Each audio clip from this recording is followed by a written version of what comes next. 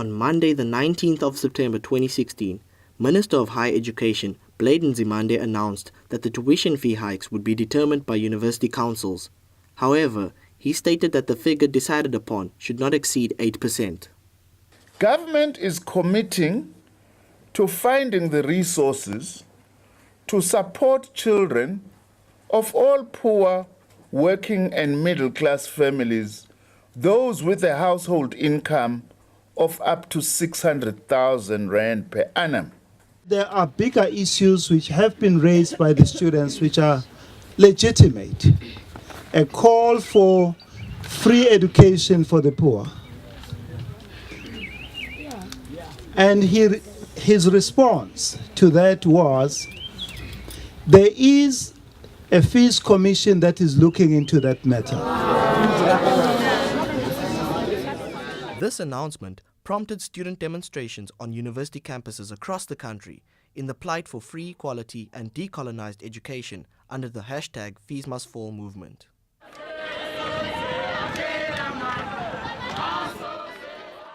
At Rhodes University, students called for a shutdown to stand in solidarity with other universities that had aborted all academic activities.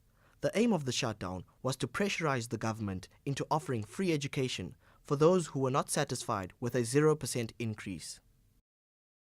On Sunday, the 25th of September, the Rhodes University Vice-Chancellor's office issued an email discouraging this proposed action. They stated that this would cripple Grahamstown's economy and affect staff members and students. The email read, Rhodes University supports the call for free high-quality education for the poor. Rhodes University is working tirelessly together with other universities to lobby government for exactly this. If your family income is 600,000 or less, you will have no fee increase in 2017, as the state will cover the increase. Continued instability will destroy our higher education system. If normal activities cannot continue next week, the university will be left with no option but to close and send all students home. The closure of the university will have dire consequences for the town, for all university staff, and for students themselves who will not be able to complete the academic year. Think hard about your actions. #BeTheLeaders. Students took to social media to express their disappointment at what they described as the threatening nature of the email. They also questioned the validity of the claim that the university would be forced to close down if the normal academic proceedings were not resumed. We spoke to local businesses and the Drosty Dining Hall supervisor, Delphine Kivitz. They all spoke about an aggravated unemployment crisis in the Makana community if Rhodes University had to close down as a result of the #FeesMustFall protest. Rhodes actually, it plays like a big role to our business because we gaining from them. Most of like people coming by here, it's through like Rhodes students. So if it happens that Rhodes closes, yeah, we'll be like down like that because it's them who come all the time. If Rhodes gonna close, then it's gonna have an impact on the whole community of Grahamstown, especially the staff. 90% of the staff is Grahamstown employees at Rhodes. Employment in Grahamstown, it's really poor. In that way that it's difficult. There's lots of people sitting in the township who don't have a job. So it will be very sad if Rhodes must close down, and then us as the employees is sitting without a job. If Rhodes had to close, this business will have to close as well, because the economy of Grahamstown is depending on the university, and the most people that are supporting the local businesses are the students. As this shop is close to campus, it's depending on the students to actually grow, because it's only few locals from Grahamstown that understand this certain standard. I would have to close down with them because my main customers are your students, the staff. I don't really have people from town venturing in here, no. So it will be a bad knock, yeah. My business is going to have a big problem because the Rhodes support the workers there, they come to put their money there, and the students also, they put their money. So if the Rhodes is close down, my business is going to be a problem also. Associate Professor at Rhodes Business School, Mathew Lester, has been doing extensive research on the hashtag Fees Must Fall movement and its impact on the economy of South Africa, as well as possible solutions to the fees crisis. We find out what a complete shutdown of Rhodes University would mean for the Grahamstown community and the fate of its residents. There are 80,000 people who live in this community. The unemployment rate at the moment is 34% overall, 42% amongst the youth. So we already have a crisis there. Now take it like this. The total earnings of everybody who is registered as a taxpayer in Grahamstown is 8,000 people, 1 in 10 is a taxpayer, and collectively they earn 1.5 billion rand a year amongst 8,000 people. Now, break it down into the Rhodes community. The Rhodes community is about 1,400 employees in total, and they earn 600 million a year. So, the earnings of the staff at Rhodes University are 40% of Accom. Now, if you assume that Rhodes University fall, you then say about 325 of the 1,400 are the academics. Okay? And they would leave the community, leaving 1,075 of what's called the support staff.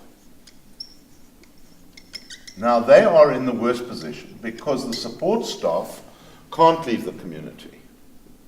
They're going to get retrenched. Okay? They're going to lose their jobs and they are going to go and join that lot there. And that is the terrifying part of this. So the loss to Makana is 40% of earnings, right? Plus the spending power of 8,000 students. Now, if you take that out of this community, there is nothing left. All the other businesses, which are all ancillary to Rhodes University and cannot survive without their input. Those businesses are all going to collapse, which means that if you take the 8,000 there, a whole lot more of them are going to lose their jobs. There'll be one queue left in Grahamstown, and that's outside the unemployment office. Minister of Higher Education and Training, Blade Nzimande, proposed that the rich students subsidize for the poor students and the students in the missing middle who cannot afford higher education fees but do not qualify to receive funding from the National Students Financial Aid Scheme. He stated that this would ensure that income from the rich contributes to reducing the existing inequality in the country by affording the poor with the same opportunities. Because one of the things we do not want to do is to start to see a process where rich families begin to send their children to overseas institutions in Europe and North America, because that income is very crucial for actually assisting us in a society that has got such high inequalities. Professor Lester states that this is not a feasible solution in the context of Rhodes University because the rich only make up a small fraction of the total student population. Instead, he proposes that the active involvement of a private sector through a special kind of taxation would help to ensure that the poor students and the students in the missing middle never have to face academic exclusion. So what we don't understand is that at Rhodes, our rich people are about 1/10 of the student population. Although they might be more visible, you see their cars outside the rat and they've got credit cards and that sort of thing, it's a very small proportion. So they can't pay for the masses. What we need here is the involvement of the private sector. And that is part of a university. The money coming from the private sector, it's supposed to be 1/3 of the university income. But the private sector are running away from the problem. So we need to force them back. And the way that we do that is through a special form of taxation that we have in South Africa on employers, which is what is called the SDL levy. That stands for Skills Development Levy.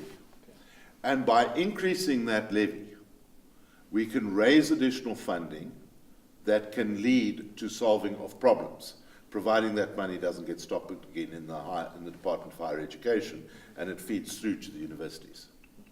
And Professor Lester, what about corporates paying more towards education? Well, we can deal with that in two ways. We can say there should be a greater corporate social investment from companies on their own bat to come and solve this problem, to keep South Africa sustainable.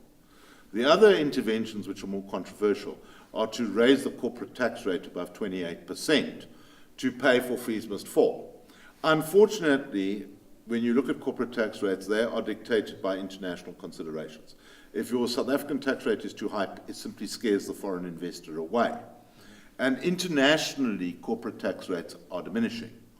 So we have to find another way of doing it. And the way that we do that, this is why we go for the SDL, okay, because that is a tax paid by corporates on their payrolls instead of a tax on corporate profits.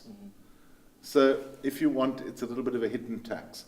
The important issue in it, though, is this, that when you raise taxes, they all go into a central fund and then are split out.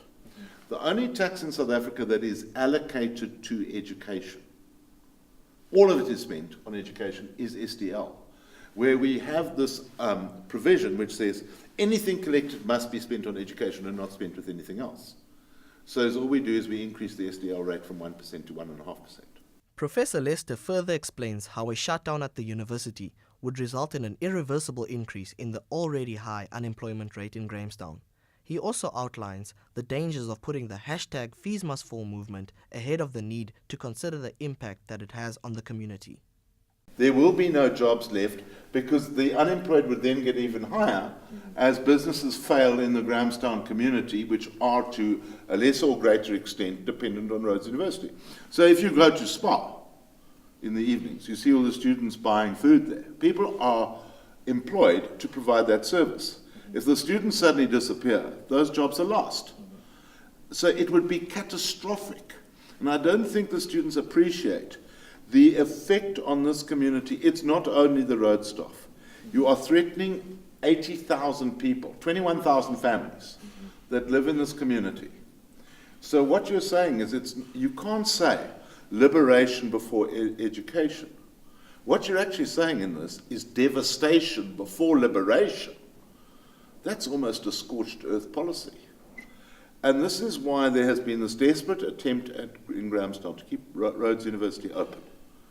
Because it's not only about the students. We can let the students write exams next year.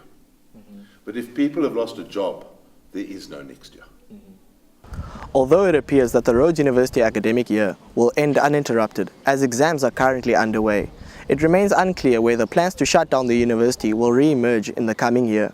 However, one thing is certain, the consequences of shutting down will have a detrimental impact on the wider Grahamstown community. Abner, Accom, RUTV, Grahamstown.